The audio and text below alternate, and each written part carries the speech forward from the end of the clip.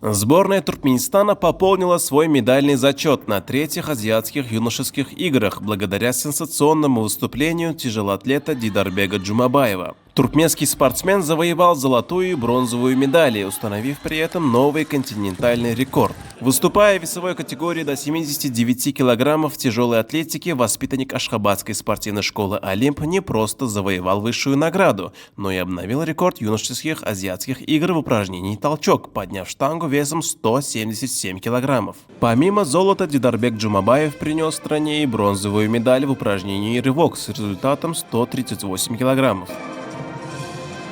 Bahreyn Paşalı'nın Manama şehrine geçen Azya oyunlarında bir vada kaldırmakta.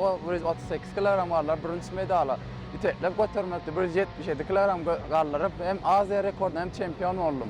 Ve baydağımızı Alasman'da parlattım ve ona çektik bu insan yani. Şeyle şartlarda öğretip veren kahraman, arka dağlı kahraman serdarımızı canları sağ olsun. Önümüzde bir neçe halkara yarışları var. Ona bu işi tepkini tayinlik görüyorum.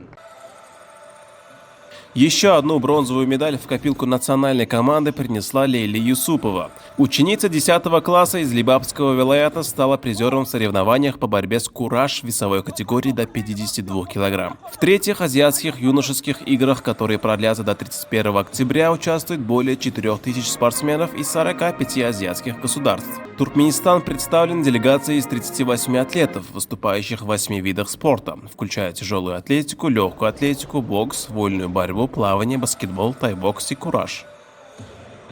Men hem 50 kilogram derecesinde bronz medalımı nasip buldum. Biz bu halkara yarışına yukarı dereceli tayarlık gördük. Bize şeyle şartlarda ödüp veren kahraman arka dağlı kahraman serdarımızı köp sağ olsun aydarın. Onların canları sağ, ömürler uzak olsun.